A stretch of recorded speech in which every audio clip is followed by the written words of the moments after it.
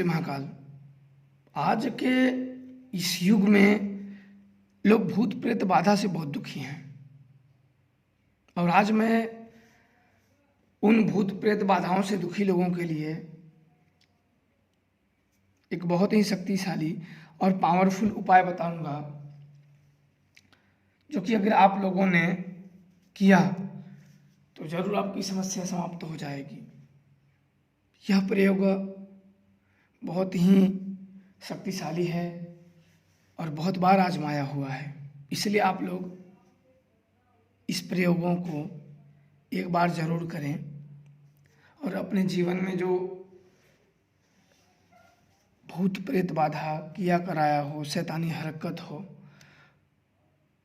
और किसी दुश्मन ने षड्यंत्र रच दिया हो, उसके लिए आप बच सकते हो अगर उनकी कृपा हुई तो इसलिए आप लोग ये करें। यह प्रयोग हनुमान जी से संबंधित है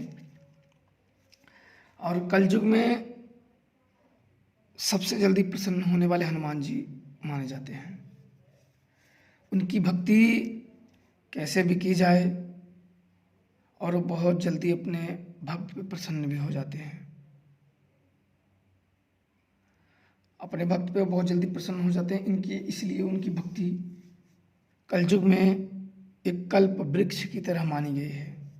चाहे आप शत्रु बाधा की उठा के मंत्र जप लो, भूत प्रेत की मंत्रों को उठा के जप लो या उनके संबंधित कोई टोटका कर लोगे, सही तरीके से आप कर पाए तो, सही तरीके से अगर आप कर पाए तब तो आप हटा सकते हो, और नहीं आप कर पाए तो जब तक हनुमान जी आपकी बात सुनेंगे ही नहीं, उनके तक आपकी पुकार या दुख की पुकार उनके तक नहीं पहुंचेगी तो फिर आपकी मदद वो भी नहीं करेंगे। इसलिए ऐसी भक्ति करो कि हनुमान जी आपकी बात सुने और आपके जीवन में जो दुख है, समस्या है, उसमें वह सहायता करें। इसलिए आप लोग यह प्रयोग कर सकते हैं। अगर लंबे समय से आप लोग दुखी हैं, बहुत उपाय करा के थक गए हैं, ओझा तांत्रिक जानकार के पास जा के थक गए हैं, तो इस प्रयोग को जरूर आप एक बार आजमाएं, क्योंकि यह प्रयोग जितनी बार हुआ है, जितने लोगों ने किया है, श्रद्धा और भक्ति के साथ किया हुआ है और उन लोगों पे यह प्रयोग फलीभूत भी हुआ है। इसलिए आप लोग भी अगर ऐसे प्रयोग करना चाहें तो कर सकते हैं। जीवन में दुखी हैं तो कर सकते हैं और अपने जीवन को खुशहाल बना सकते हैं। अब ध्यान से सुनिए विधि। आपको सबसे पहले दिन मंगलवार होना चाहिए, पहला चीज। और हनुमान जी के आपको चमेली का तेल, सिंदूर आपको ले जाना है पहले और उनको लेप करना है हनुमान जी को। हनुमान चालीसा आती हो तो बहुत अच्छी बात है, हनुमान बजरंग बाण आता हो और अच्छी बात है, आरती आती हो, जो आता हो वहाँ जाके, या तीनों आते हो देख के, या आपको आता है तो आप ऐसे गा सकते हो, या अगर आपको वैसे नहीं आता है तो आप देख के गा सकते हो।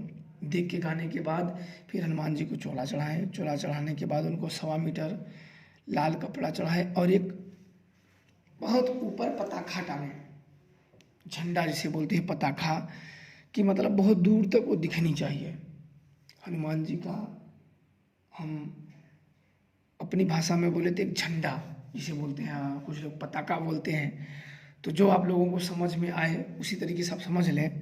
और एक बहुत ऊंचा लंबे डंडी में एक ध्वजा गाड़े और ध्वजा गाड़ते हुए हनुमान जी का ध्यान करें और राम जी का ध्यान करते हुए आप ये प्रार्थना करिए कि हे हनुमान जी, आप मेरे दुखों का, मेरी समस्याओं का निवारण करिए।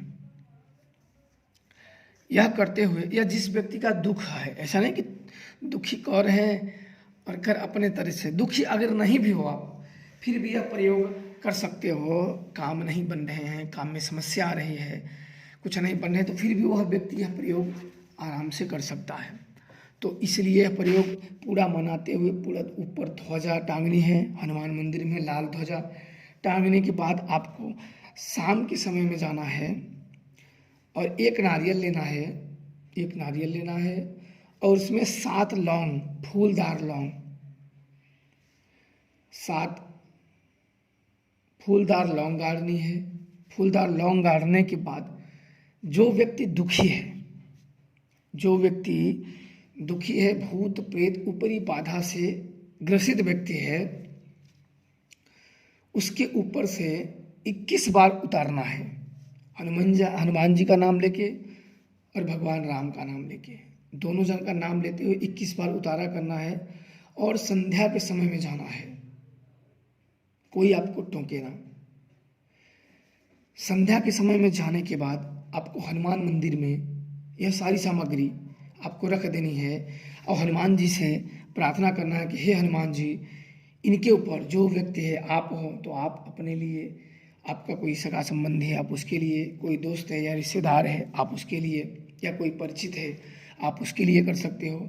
और हनुमान जी से प्रार्थना करें कि हे हनुमान जी, मेरे इन दुखों का निवारण करिए, जो कोई भूत प्रेत ऊपरी बाधा किया कराया हो, बंधन हो, कुछ हो, कि हे हनुमान जी मेरे इस दुखों का निवारण करिए, मैं आपकी शरण में आया हूँ और जो कोई मुझसे भूल चूक हो मुझे क्षमा करे। इतना करने के बाद उस व्यक्ति के सिर से तो 7 उतने बार 21 बार वारा गया है।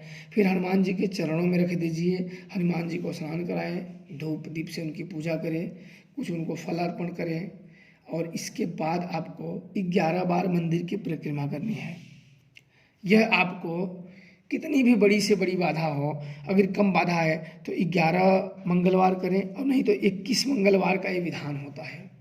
21 मंगलवार में आपके हर एक काम हनुमान जी की कृपा से बनने लगेंगे और आपके ऊपर हनुमान जी की कृपा होने लगेगी।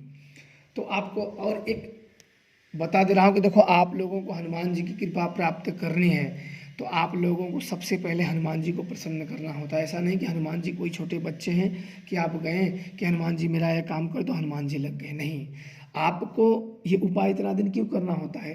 ताकि हनुमान जी आप पे प्रसन्न हो जाए। जब तक हनुमान जी आप पे प्रसन्न नहीं होंगे आपके कामों में मदद नहीं करेंगे, इसलिए प्रसन्न होना बहुत ज़रूरी है। तो इसलिए इस प्रकार के आप ऐसे काम करके जरूर करें। जब ऐसे करेंगे तो हर एक कामों में हनुमान जी आपकी मदद करेंगे और यह मदद आपको आजीवन करते रहेंगे। फिर आपके ऊपर कोई भी तांत्रिक बाधा, तंत्र मंत्र क्रिया, भूत प्रेत आदि समस्याओं का निवारण हमेशा के लिए हनुमान जी करते रहेंगे और आपकी शरीर की सुरक्षा सदैव करते रहेंगे। तो हनुमान जी कलयुग में प्रसन्न होने वाले, जल्दी प्रसन्न होने वाले देव हैं। इनकी कृपा से सारे काम सुलभ हो जाते हैं और गुरु आज्ञा होना बहुत जरूरी है। गुरु के मार्गदर्शन में ही इस प्रकार के प्रयोग करें और गुरु आज्ञा से ही करें, ताकि आप लोग सफल हो जाएं और किसी भी प्रकार के अहित ना हो। तो आप लोग ऐसे करिए और अपने जीवन में खुशहाल बनाइए। जय श्री महाकाल।